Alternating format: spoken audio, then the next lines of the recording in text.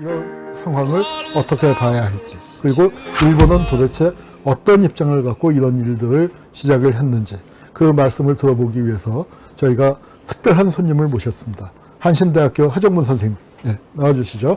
네. 네. 네, 아이고 선생님, 네, 어렵게 모셨습니다. 아닙니다. 네, 낮이 더운데 힘드셨죠? 네, 땀 많이 흘리고 왔습니다. 네, 요새 정말 바쁘실 텐데 이렇게 응해주셔서 감사합니다. 네, 대목입니다. 우리 하정문 선생님을 어떻게 소개해야 할까요? 다른 아마 요새 맹활약하시고 방송에도 많이 나오시니까 관심 가지신 분들 아실 거예요. 그런 통상적인 소개는 생략을 하고 우리 잠깐이지만 네. 박종철 열사하고 특별한 인연을 갖고 계시죠? 네. 그것만 설명해 주시고 이제 옛날에 같은 부산 얘기도 했지만 연식은 없었는데 같이 하숙을 하고 있었고요. 어떤 면에서는 그때 박종철 열사가 끌려갔을 때 같은 하숙집에 있으면서 저도 남영동 대공부실에 갔었습니다. 그래서 2박 3일을 지내고 나왔을 때 하숙집에 가서 이제 박종철 열사 죽은다는 사실을 알게 되고 남영동에서 모르셨고요. 그땐 몰랐습니다. 그러니까 그 공간에 저도 바로 1호실과 14호실로 기억이 되는데요. 그 공간에 저도 있었던 그러니까 그런 기억들이 이제 저한테도 어떻게 생각하면 개인의 기억이긴 하지만 그런 역사가 새겨준 어떤 뭐라 그럴까요? 흔적 같은 느낌으로 지금껏 그 느낌은 가지고 살아가려고 하고 있습니다. 네, 그렇죠. 아마 그런 일을 겪고 좀 힘들어질 때, 어려운 일이 있을 때면 늘 생각나게 되는 그렇습니다. 그런 거라고 짐작이 듭니다. 이제 이거 준비하면서 쭉 이렇게 찾아보다 보니까 다른 인터뷰에서 지금 현재 상황을 폭풍전야라고 표현하셨던데, 네. 네, 그 말씀을 조금 더 주시죠. 예.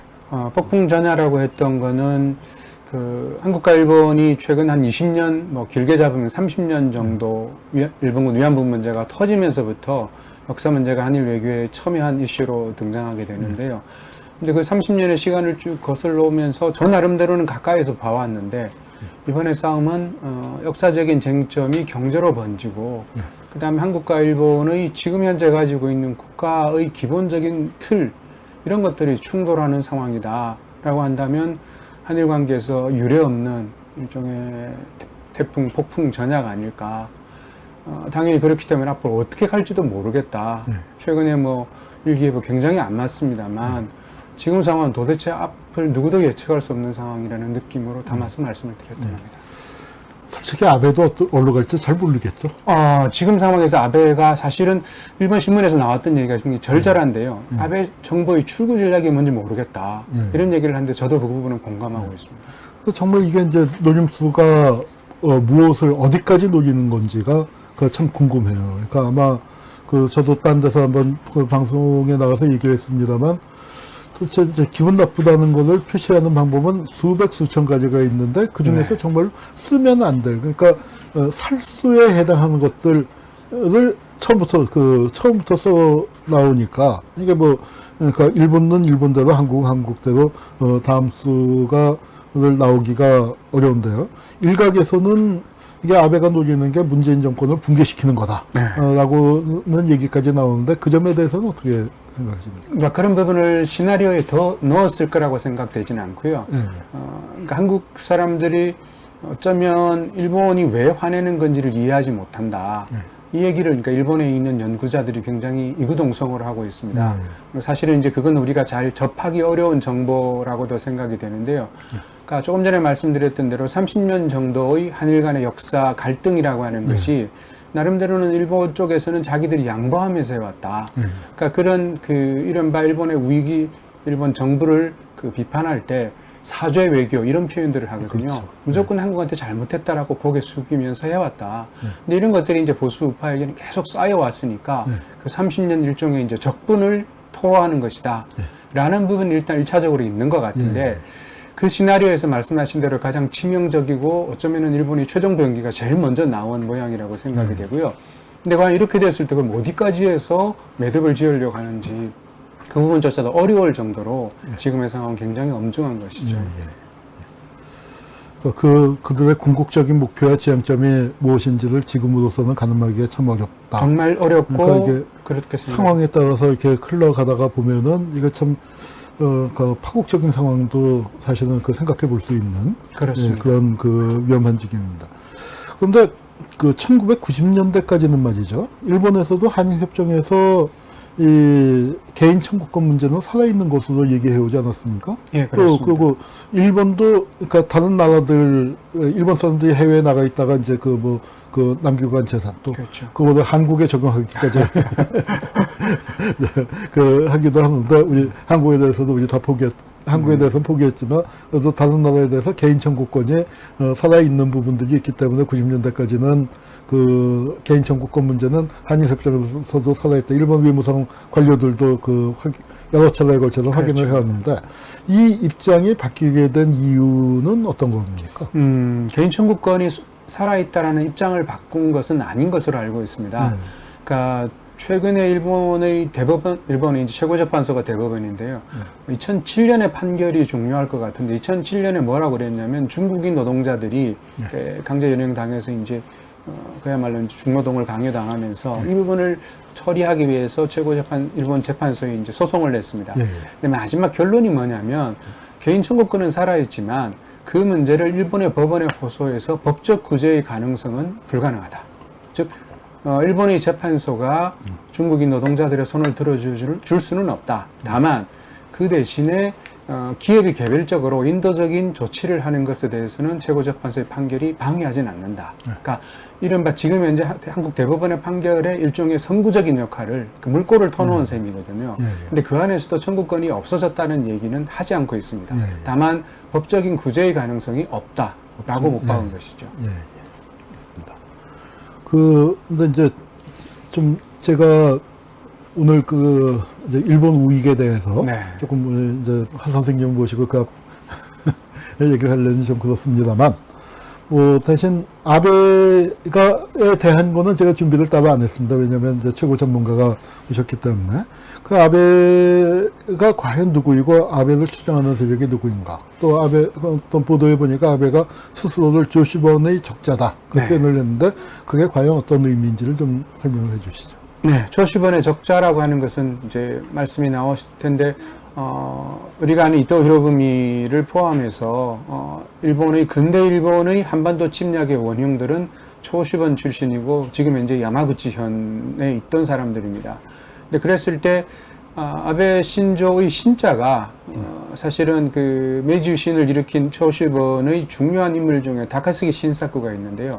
그 신자를 따왔다고 얘기될 정도로, 기본적으로 본인이 존경하는 인물은 그러니까 초시번에서 근대 일본을 개척한 사람들, 당연히 거기에는 요시다 쇼인이라는 사람도 들어있고요. 근데 이 일련의 사람들이 적어도 한국과의 관계에서, 한반도의 관계에서는 어떤 것을 추구했는가, 한마디로 말씀드리면 정한론이라고 표현할 수 있을 것 같아요. 근데 그런 사람들을 본인의 정치적인 스승으로 삼고 있다고 본다면, 적어도 우리가 지금 현재 21세기 한일 관계에서 아베 수상은 무엇을 꿈꾸고 있는가 의심이 갈 수밖에 없는 대목이고요.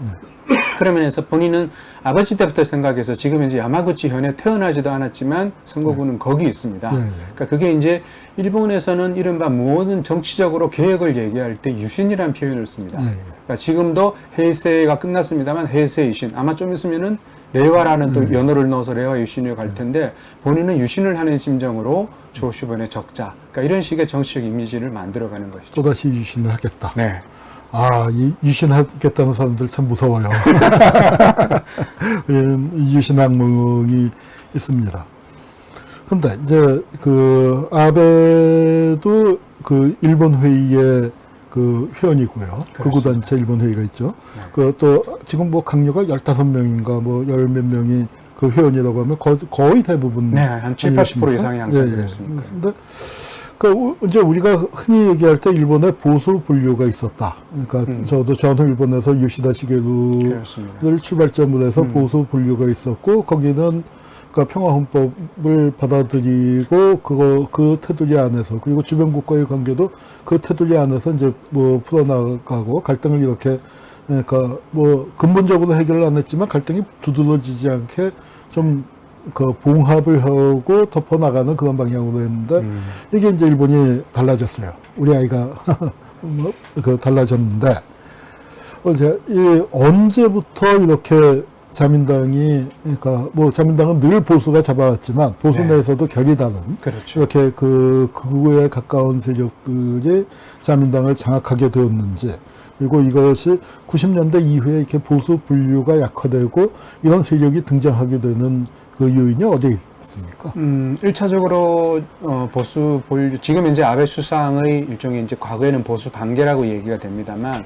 이 그룹이 성장하게 된 결정적인 지점들은 역시 90년대에 냉전이 붕괴되면서 그러니까 동북아에서 일종의 민족주의가 내셔널리즘이 대두할 것이다. 사실은 이 얘기를 1997년에 창립하게 되는 새역사 교과서를 만드는 모임, 우리가 새역모라고 그러지 않습니까? 거기에 창립 선언문에 나와 있습니다. 그래서 자기들은 중국과 한국의 내셔널리즘의 대두에 자기들이 선봉에 서서 방어하는 역할을 하겠다. 이러면서 창립을 하게 되는데요.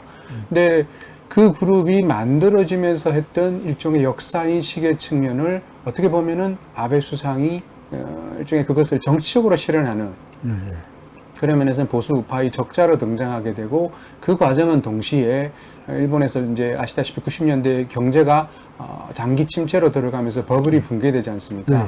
그러니까 이 과정에서 보수 본류가 유지해왔던 일본의 국가 운영의 틀 자체가 일종의 형해화되게 됩니다. 그러니까 그런 틈새를 파고들면서 일본 중심 그리고 일본주의 일종의 이제 보수적 이데올로기를 내세우면서 새로운 정치 통합을 만들어낸 것이 지금 현재 아베 수상이 이끄는 정치 그룹이다. 그리고 말씀하신 대로 그들을 조금 더 사회의 저변에서 일종의 이제 사회 운동으로 견인해 나간 그룹이 바로 일본 회의라고 볼 수 있는 것이죠. 그러니까 그 새역모 또 일본 회의, 자민당 이런 것들이 거의 사실은 하나가 돼서 삼각편대라고 보셔도 물론 거기서는 산케이 신문을 넣어야 되겠지만 그러니까 산케이 신문이 우리나라에서 조선일보가 하는 역할처럼 그렇습니다. 그렇게 하고 있고요. 자, 그런데 그 일본 내에서 말이죠. 그러니까 우리가 그 처음에 일본 교과서 문제가 터졌을 때, 그 우리 입장에서는 그 교과서가 상당히 많이 채택될 거라고 생각을 했었는데 뜻밖에도 시민사회에서 거의 그 0%에 가까울 정도로 채택률이 0.012%였나요? 거의 네, 뭐 그렇습니다. 그러니까 0.05삽니다. 저도 숫자가 기억나요. 하도 많이 써서. 뭐 하여튼 깜짝 놀랄 정도로 그래도 뭐 몇 프로는 되지 않을까 걱정을 했었는데 거의 영봉을 시켰었는데 처음에는. 근데 그게 이제 몇 해 지나면서 이렇게 무력화된 그 이유는 무엇이며 또 하나 일본 사회에서는 굉장히 강력한 사회당이라는 존재가 있어서 사회당이 뭐 집권을 못해서 만년 야당이긴 했지만 사회 세력 내에서는 어떤 일본의 진보 사회를 좀 대변하고 하는 큰 지분이 있었는데 지금 사회당이 흔적도 없이 사라지다시피 됐는데 그렇게 그 일본의 좀 건전한 시민 세력이랄까요? 양심 세력이라고 할까요? 그쪽이 힘을 못 쓰고 이렇게 사라져가는 그 이유는 어디에 있습니까? 네, 아까 말씀하신 내용에서 이제 다시 연결해서 말씀을 드리면 보수 본류가 가지고 있었던 정치적 지반 위에서 사회당 같은 이제 혁신 세력 아니면은 이제 그 진보 세력들이 나름대로 균형 상태를 유지한 게 1980년대까지 일본이라고 한다면 90년대 와서 이제 사회당 자체가 몰락하고 그런 과정들이 보수 본류의 몰락하고 같이 연결이 됩니다. 사회당의 몰락과 보수 본류의 그렇죠. 몰락이 같이. 그런 정치 공백을 타고 나온 것이 말씀드린 대로 그러니까 일본 회의가 같은 산케이 신문과 같은 보수익과 결탁한 새로운 형태의 자민당의 매파 정치가들. 그러니까 그게 이제 아베 수상의 집권으로 이어지게 되는 상황이고요.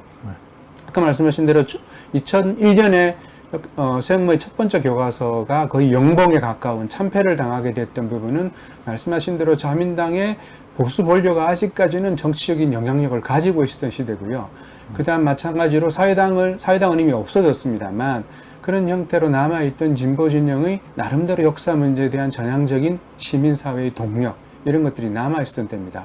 하지만 21세기가 쭉 진행이 되면서 새역모와 같은 역사 수정주의자들의 교과서는 계속 점유율을 올려나가고 반대로 괜찮다고 생각했던 교과서는 떨어지면서 우리가 말하는 일본 사회의 우경화가 역사 문제에서 두드러지게 드러나는 것과 아베 수상의 장기 집권 이게 이제 궤를 같이 하는 쪽으로 흘러온 것이죠.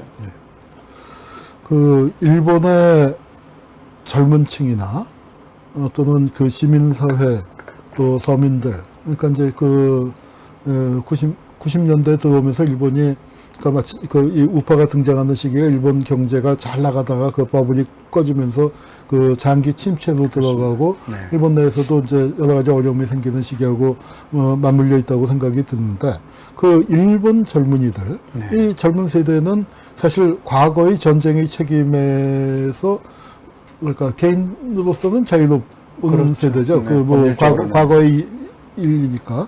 그러니까 이제 그 세대에 보면은 과거에는 그것대로 털고 가자 하는 그 식의 사고방식을 가진 사람들도 있을 것이고 또 그 시대를 살아보지 않은 상태에서 이런 우익의 견해에 노출되다 보니까 이제 특히 그 우리 입장에서 보면은 뭐 열불이 터지는 얘기겠지만 이 대동아 전쟁 일본식으로 이제 그렇죠. 대동아 전쟁은 이거는 침략 전쟁이 아니다.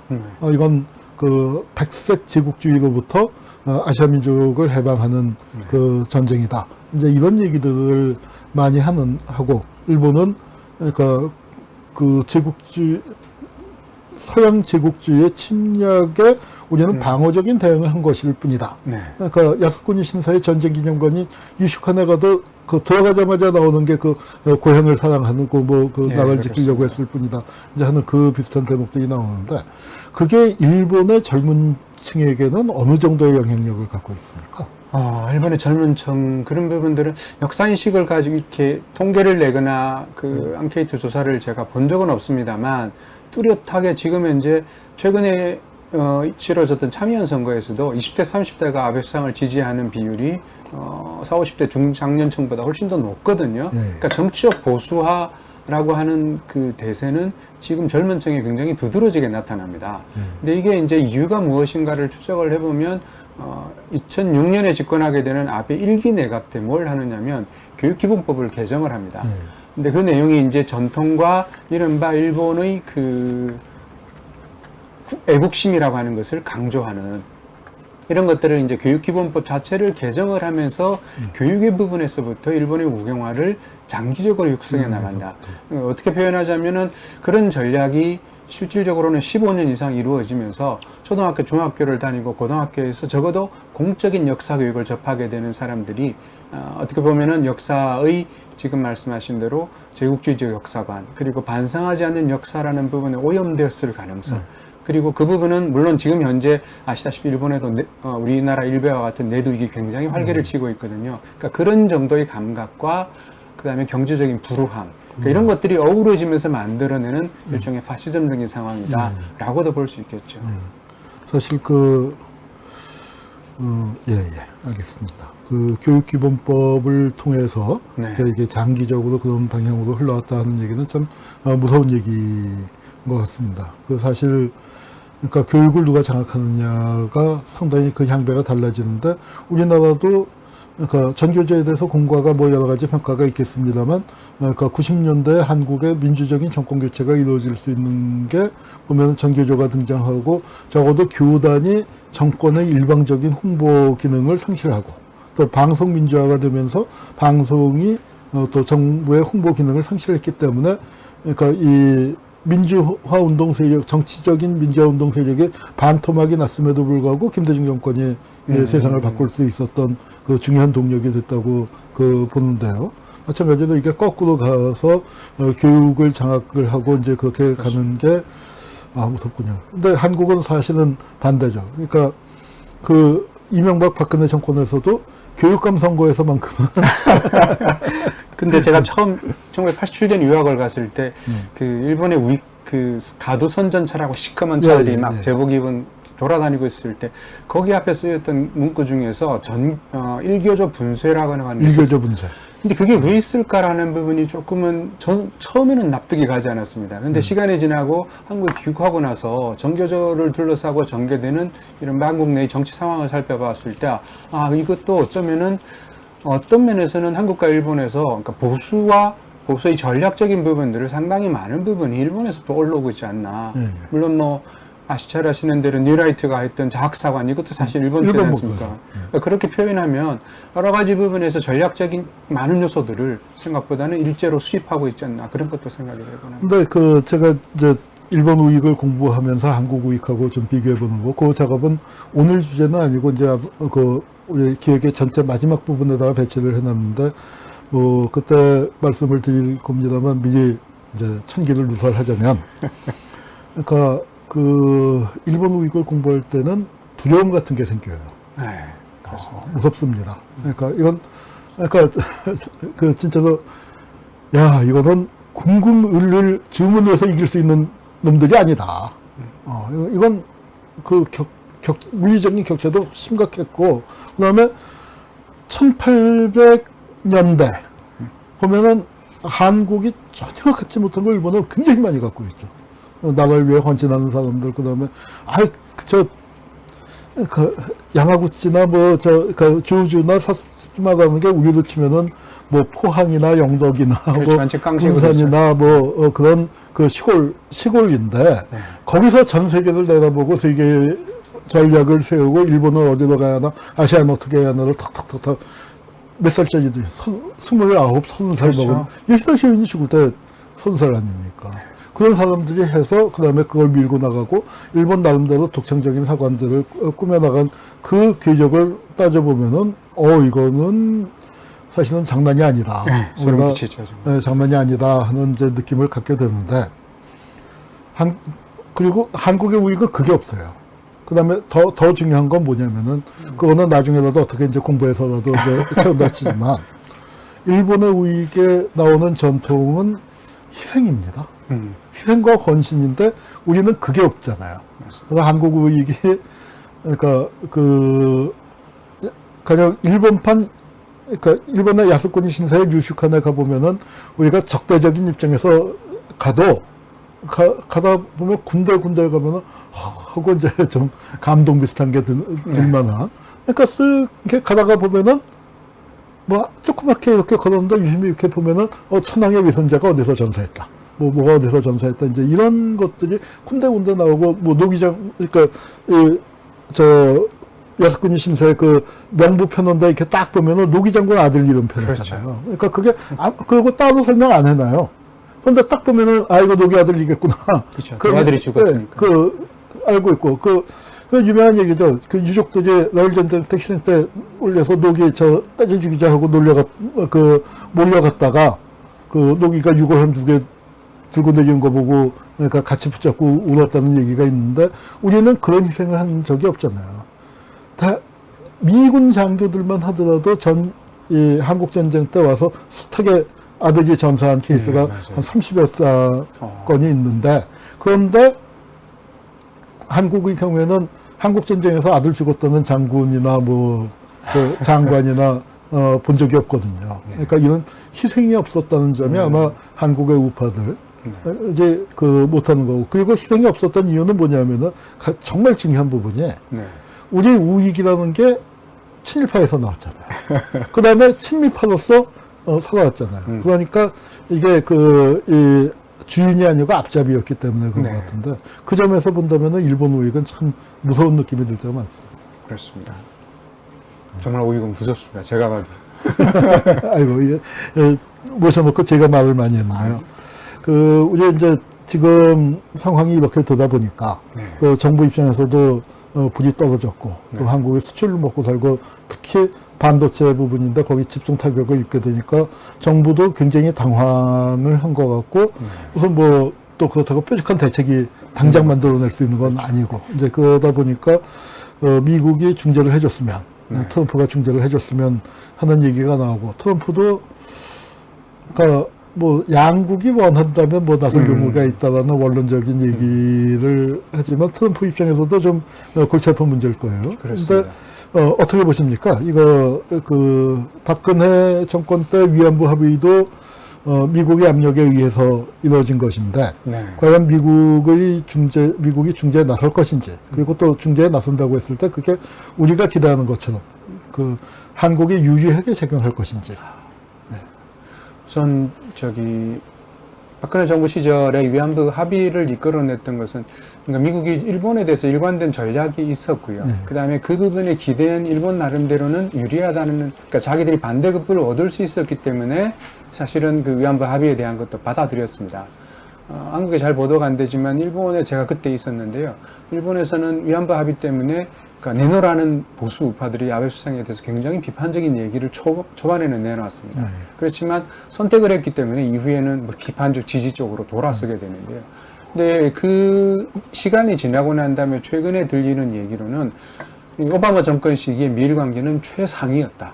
그러니까 그야말로 미국의 이익과 일본의 이익이 합치되었는데 그것에 조그마한 그 일종의 한국에 대해서 배려를 해준 것이 위안부 문제에 대해서 조금은 전향적인 인식을 했지만 결과적으로 보자면 미일 동맹이라고 하는 큰 축을 강화하는 쪽으로 사실은 한국은 거기서 한 걸음 뒤처진 느낌. 그런 것들이 이제 위안부 합의라고 한다면 지금 이제 트럼프 정권이 과연 그 정도의 큰 그림을 일본과 한국을 상대로 하면서 그려내고 있는가? 그건 아닌 것 같아요. 당장 의회가 지지하고 있는 것도 최근에 북미 간에 만나는 여러 가지 그 정상회담 같은 것들에 굉장히 비판적이지 않습니까? 그렇게 보자면 현재 미국의 동아시아 정책 전체가 어떤 그림이 있는지는 명확하게 보이지 않기 때문에 당장의 정치적 이익이 없는 한일 중재 노력 이런 것들은 트럼프는 립서비스는 할지 모르지만 그것을 밀고 나갈 행정부의 실무자도 부족하거니와 트럼프 자신도 그렇게 별로 전원 의지가 없다고 생각이 되거든요. 당장 내일 있을 지금 이제 오늘인가요? 만나서 방콕에서 지금 이제 있는 아시아 연례 안보 협의회에서 얘기를 한다고 하더라도 과연 거기에서 폼페이오가 그렇게까지 강하게 한일 양국의 손을 잡아주기 위해서 노력할 것인가? 그렇게는 보이지 않는 것 같습니다. 그렇게 보자면 미국의 중재 노력에 대해서 한국이 지금 과하게 기대고 있는 모습도 저는 그 부분도 별로 그렇게 좋아 보이지는 않더라고요. 그 영어에 보면 그 wishful thinking이라는 표현이 있지 않습니까? 그러니까 뭐 헛된 기대. 헛된 기대가 된다고 한다면 저는 그 부분에서 한국이 조금 더 솔직하게 일본과 어떤 식으로 해결책을 모색할 것인지가 저는 물어진 대목이다 봐야겠죠. 상당히 이거는 이제 장기간으로 필연적으로 갈 수밖에 없는데 왜냐하면은 지금 국민적 요구가 뜻밖의 이 불매운동이 뭐 일본과의 관계에서 뭐 여러 번 있었습니다만 양상이 다른 것 같아요. 전혀 양상이 다르고 이제 전에는 관제 불매운동이나 언론이 먼저 치고 나가는 그런 경우가 많았는데 이거는 그러니까 일반 서민들이 그리고 또 다른 건 뭐냐면 소비자가 불매운동을 하는 게 아니라 이 슈퍼마켓 조그만 슈퍼마켓 동네 저 아저씨들이 우리 일본 상품 안 팔아 뭐 편의점 주인들 굉장히 택배하시는 어려운 형편이고 택배하는 분들도 굉장히 어려운데 우리 그거 안 해. 라고 나가는 걸 보면은 국민들 밑바닥에서의 어떤 분노가 대단히 큰데 그렇다면 어떤 정권도 이 밑바닥에서의 분노를 떠나서 그걸 무시하고 일본과 쉽게 타협을 하거나 그러지 못할 거라고 생각이 드는데 그렇다면 장기적으로 이제 해나가야 한단 말이죠. 그런데 과연 한국 정부가 그 장기적인 그것을 이겨낼 뚝심이 있을까요? 그 부분은 저도 장담하기 어려울 것 같고요.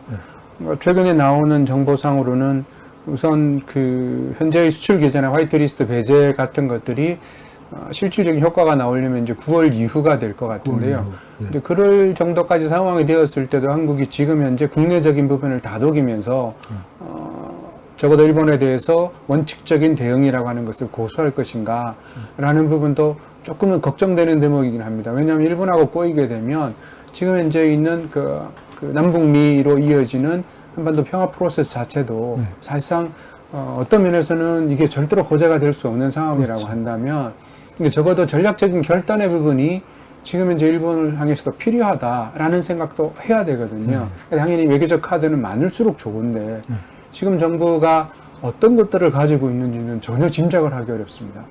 그런 면에서 보자면 지금처럼의 오늘 강경화 장관이 얘기했던 것도 지소미아의 파기 같은 얘기를 포함하면서 이게 조금 더 일을 수습하는 것보다는 그러니까 국민 감정에 대한 즉자적인 반응의 느낌으로 나아가게 되게 되면은 수습이 점점 더 멀어지는 상황이거든요.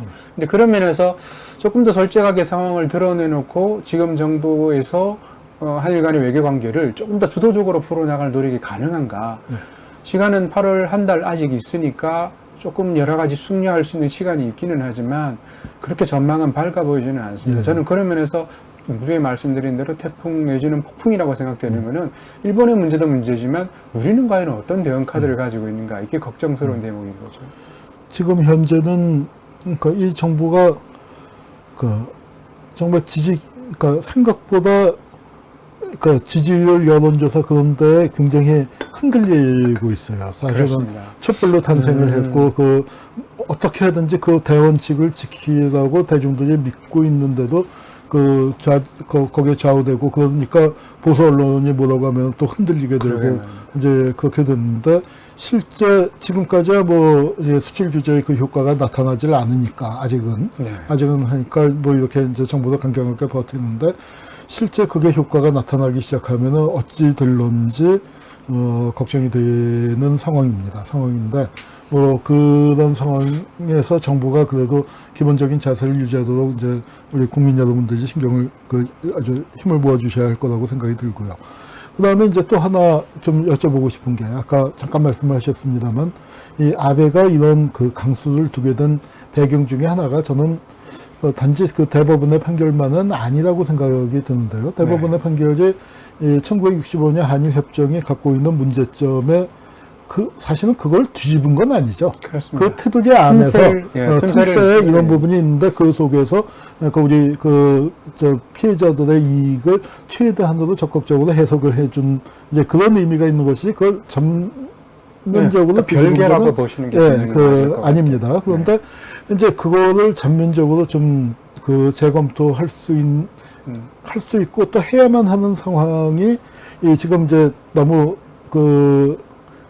우물에서 승림 찾는 건지 모르겠습니다만 적어도 남북 관계가 풀리고 조미 관계가 풀리면은 당연히 조일 관계에 어떤 개선이 나올 것 아닙니까? 그런데 그때는 한일 회담에서 이 다카키 마사오와 만주인맥이 봉합을 했었던 그 부분이 무슨 얘기야 우리는 빨치산이야 항일 무장투쟁을 했었어 하는 그 세력을 이어받은 북쪽의 입장에서는 그러니까 이 얼렁뚱땅 그 한일 합방 조약은 이미 무효가 됐다 정도로 그렇게 넘어갈 수 있는 상황이 아닐 거 아닙니까? 이건 불법이라는 걸 못 박자고 나올 것이고 그걸 못 박지 않는 한 안 하겠다고 할 것이고 그리고 일본 입장에서는 절대로 또 못 해준다라고 버틸 것인데 그런 상황은 어떻게 보시나요? 즉 남북미의 이 급격한 변화 특히 몇월 달입니까? 우리 6월이었죠.